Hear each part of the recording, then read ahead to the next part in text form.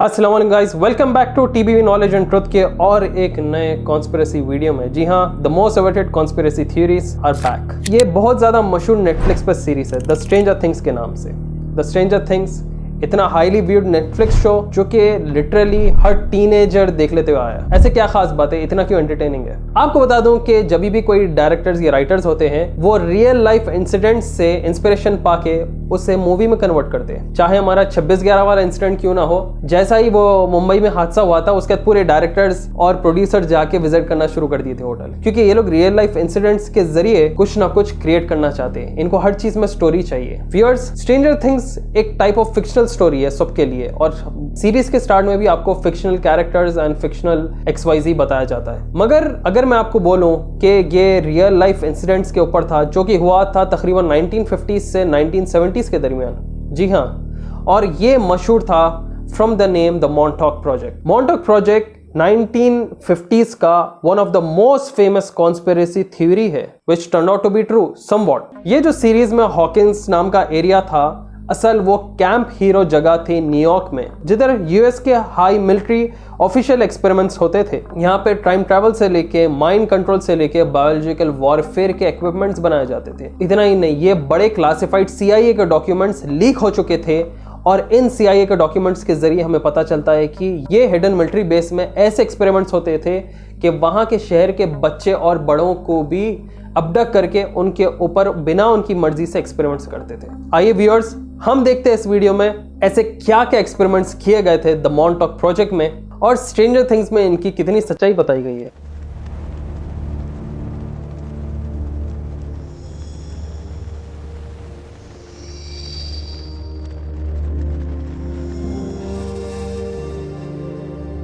Stranger things में आप देखेंगे एक कैरेक्टर नाम है 11, जिसके ऊपर ये लोग कई सारे एक्सपेरिमेंट्स कर रहे थे। एक टाइप से टेलीकाइनेटिक साइकोटिक एक्सपेरिमेंट्स एक 11 नाम के कैरेक्टर के ऊपर। जब ये सीरीज के प्रोड्यूसर से पूछा गया, जो कि है द डफर ब्रदर्स, कि तुम लोग ये चीज कहां से पाए, तो वो लोग बोले नहीं हम लोग ऐसी फिक्शनल स्टोरीज क्रिएट कर रहे थे और ऐसा कुछ था नहीं। हाँ, थोड़ा बहुत MK अल्ट्रा माइंड कंट्रोल जो 1970s में CIA के क्लासिफाइड डॉक्यूमेंट्स लीक हुए थे, उससे हम लोग थोड़ी बहुत इंस्पिरेशन लिए थे। तो डफर ब्रदर्स का तो बोलना है कि इनका एक फिक्शनल अप्रोच था, मगर in reality this was a real experiment done by the CIA, और वो भी मॉन्टॉक के एरिया में। अब देखो, क्लासिफाइड डॉक्यूमेंट्स के हिसाब से इस मॉन्टॉक के प्रोजेक्ट में केमिकल, बायोलॉजिकल, रेडियोलॉजिकल मेथड्स इस्तेमाल किए जा रहे थे माइंड कंट्रोल करने के लिए, और लोगों के ऊपर कई सारे हिप्नोसिस और साइकोटिक एक्सपेरिमेंट्स किए जा रहे थे। आप देखेंगे स्ट्रेंजर थिंग्स के सीरीज के अंदर के 11 नाम के कैरेक्टर के अंदर कई सारे साइकिक एबिलिटीज रहते थे। वही सेम चीज ये लोग करना चाह रहे थे in the year 1970s 80s। एक ऑनलाइन वीडियो भी आपको मिलेगी 11 इन रियल लाइफ के नाम से, जिधर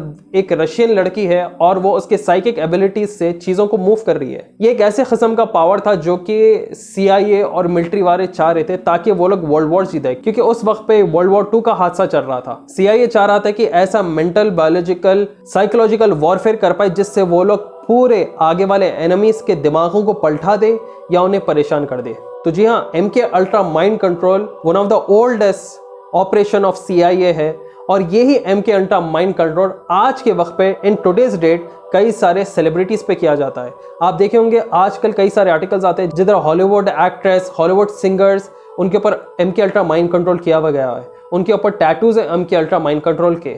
जब वो लोग स्टेज पे परफॉर्म करते हैं, वो लोग उनके होश में नहीं रहते, वो लोग अजीब से चीजों पे, अजीब से साइंस पे अजीब रिएक्ट करते हैं, and that is a part of MK ultra mind control. देखो, पहले के वक्त पे क्या था, किताब, ऑथर्स, थ्योरिस्ट को लिखना पड़ता था आर्टिकल्स, और उससे फिर न्यूज़पेपर या किताबों में पढ़ के लोग डिकोड कर पाते थे। आज के ज़माने में thanks to electronic media, thanks to AI, जिसकी वजह से हम कई सारी चीज़ें डिकोड कर रहे हैं और रियली आर्टिफिशियल एक्सपेरिमेंट्स को खोल कर एक्सप्लेन कर पा रहे हैं। AI will not replace you, मगर people using AI will replace you, क्योंकि आज के वक्त पे अगर हम देखें, चाहे वो जॉब रहने दो, बिजनेस रहने दो, सोशल मीडिया रहने दो, हर तरफ AI एक तेज़ी रफ्तार के साथ छा रहा है, और जो लोग AI का इस्तेमाल कर रहे हैं वो दूसरों से 10 गुना ज्यादा आगे बढ़ रहे हैं। मेरे प्यारे व्यूअर्स, मैं आपको मेरे पिछले वीडियोस में ओडेन स्कूल के बारे में मल्टीपल टाइम्स बता चुका हूं कि ऐसा डेटा साइंस के कोर्सेस कई सारे लोगों की जिंदगी बदल दी है।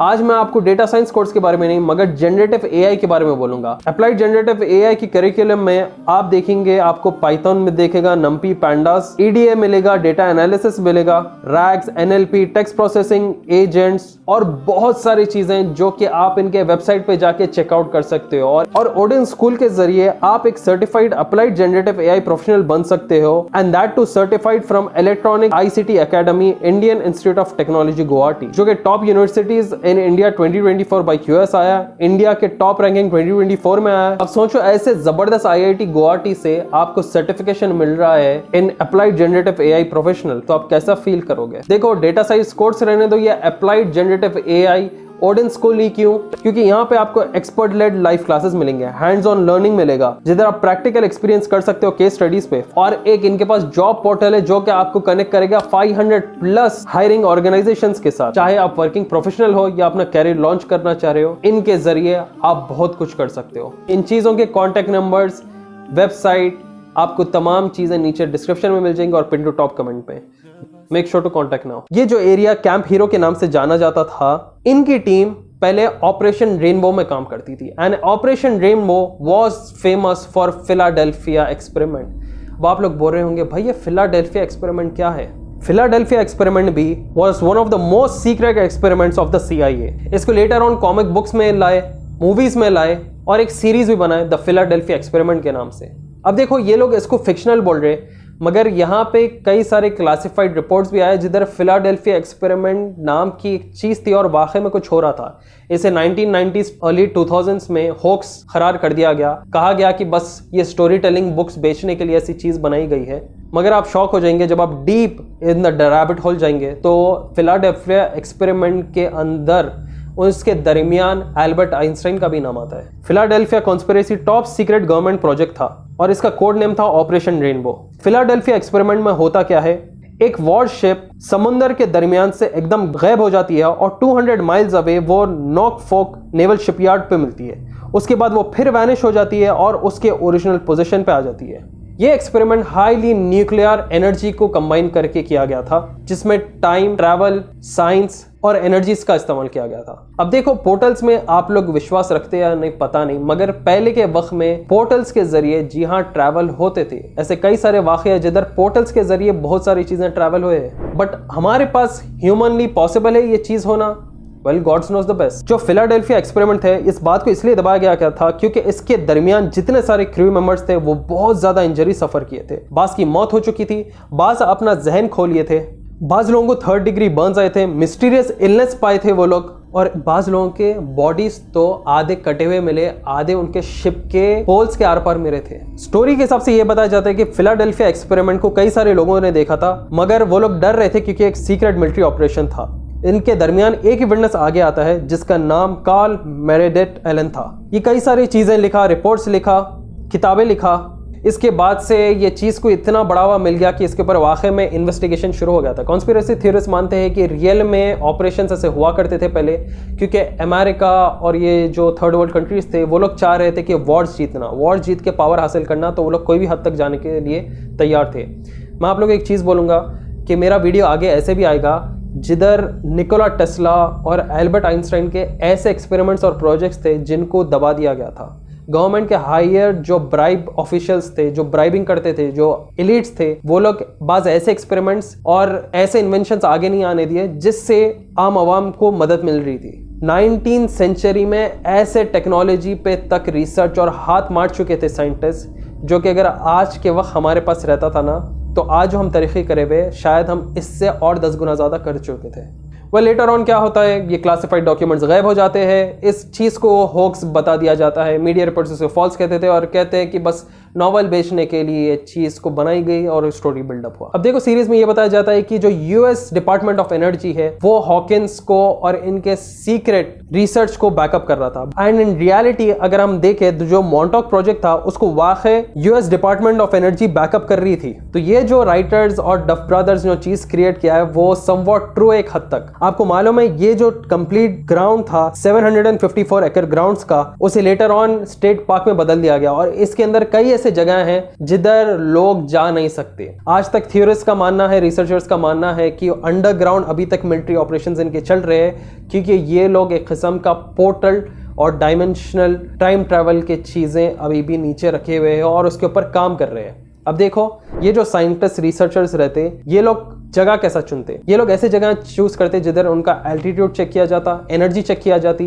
वो जमीन में लोग है नहीं है, और पानी, क्योंकि अगर लैंड के जरिए ये लोग इक्विपमेंट्स लाए तो लोगों को दिख जाता, इसलिए पानी के नजदीक रहो और पानी से सीक्रेटली आप अपना सामान शिप करो, लोगों की नजर में भी नहीं आता। और वो चीज ये मॉन्टॉक में कर रहे थे। जैसा सीरीज में दिखाया गया कि अजीब किस्म के रेप्टाइल्स, लिजर्ड, ह्यूमनॉइड्स और इंटर डायमेंशनल बीस्ट दिख रहे थे, वाइल्ड बीस्ट दिख रहे थे, वैसी सेम वहां के भी रूमर्स है कि मॉन्टॉक में अजीब किस्म के जानवर देखने को मिल रहे थे। और ये इसलिए हुआ क्योंकि नीचे ग्राउंड लेवल में पोर्टल्स के ऊपर काम चल रहा था, और जिसकी वजह से इंटर डायमेंशनल बीस्ट हमारे पास एंटर कर चुके और वो एक्सपेरिमेंट्स बंद हो चुके थे। ये अकॉर्डिंग टू द रिपोर्ट से अगर deep down the rabbit hole को गए तो शायद बहुत चीजें हमें मालूम हो सकती, क्योंकि 1940s में अगर फिलाडेल्फिया एक्सपेरिमेंट के ऊपर साइंटिस्ट अपना हाथ साफ कर रहे थे तो ये तो 1970s का किस्सा है। वहां पे मॉन्टॉक में ब्रुकहेवन नेशनल लैब लेबोरेटरी के नाम से मशहूर था और सीरीज में से हॉकिंस लैब बताया गया था। Both were owned and supported by the US department of energy. दोनों के पीछे कई सारे मिस्ट्रीज है, कई सारे क्लासिफाइड डॉक्यूमेंट्स है, और इनके पास हैवी न्यूक्लियर रिएक्टर्स है। आप इनके लेबोरेटरी में रियलिस्टिक हैवी आयन कोलाइडर्स देखेंगे जिसे RHIC कहते हैं। एक ऐसा कोलाइडर्स जो कि आयन पार्टिकल्स को कलेक्ट करता है और इनके दरमियान से मिस्ट्रीज खोज करता है। आयन पार्टिकल्स, इतने छोटे पार्टिकल्स, या आयन, इलेक्ट्रॉन, फोटॉन्स, ये पार्टिकल्स में से ये लोग क्या चीज खोदना चाह रहे होंगे? देखो, न्यूक्लियर रिएक्टर एक एटॉमिक कोलाइजन के जरिए ही होता है, और न्यूक्लियर रिएक्टर की जो एनर्जी रहती है ना, वो बहुत मैसिव है। वो शहरों को, एक कंट्री को वो वर्ल्ड मैप में से उड़ा सकती है। तो आप सोचो कि इनके पास और कितने ऐसे मशीन्स होंगे जो कि ये एटम्स और आयंस को कलेक्ट कर सकते हैं। हमारे पास ऐसी भी टेक्नोलॉजी है जो हमारे अतराफ, हमारे ये एम्बियंस में, ये हमारे कमरे में, हमारे दरमियान जो ये पार्टिकल्स है, हमारे अतराफ के पार्टिकल्स से आपका फोन चार्ज कर सकते हैं। अब आप बोल रहे होंगे भाई ये कैसा पॉसिबल है? भाई वाईफाई कैसा आ रहा है आपको? आपके मोबाइल का नेटवर्क टावर कहाँ पे है? आपको कैसा आपके यहाँ पे फोन में ये चीज आ रही है? Everything is connected, everything is possible now. आप यहाँ से एक दुनिया के एक कोने से दूसरे कोने में कॉल कर रहे हैं टावर के जरिए। आप सोचिए पार्टिकल्स के जरिए ये लोग ऐसा क्या चीजों को रिसर्च कर रहे हैं जो कि सिर्फ पार्टिकल्स के जरिए लोग फोन चार्ज करेंगे। मतलब नो मोर सॉकेट्स। अच्छा, आप स्ट्रेंजर थिंग्स में एक मेटल हेड देखे होंगे जिसका नाम था मनसन, एक मेटालिका सिंगर आर्टिस्ट जो कि यहाँ वहाँ भाग रहा था, और उसके पीछे ग्रुप्स आ रहे थे क्योंकि वो लोग समझ रहे थे कि ये एक सैटानिक कल्ट में है और ये इंसानों की बलि चढ़ा रहा है इसके गैराज में लेके जाके। आपको बता दूं ये रियल लाइफ इंसिडेंट हुआ था 1980s में, और ये जो स्ट्रेंजर थिंग्स का कैरेक्टर इंस्पायर किया गया था वो डैनियल इकोल्स से इंस्पायर किया गया था, जो कि था एक मेटल बैंड का member known as the West Memphis. अब सीरीज में आप देखे होंगे कि ये मेटल बैंड प्ले कर रहा था डंजन्स एंड ड्रैगन्स में from the hell fire club, और रियलिटी में एक मेटल बैंड था 1980s में जो कि एक्यूज किया गया था टीनेजर्स की हत्या करने में। वो मेटल बैंड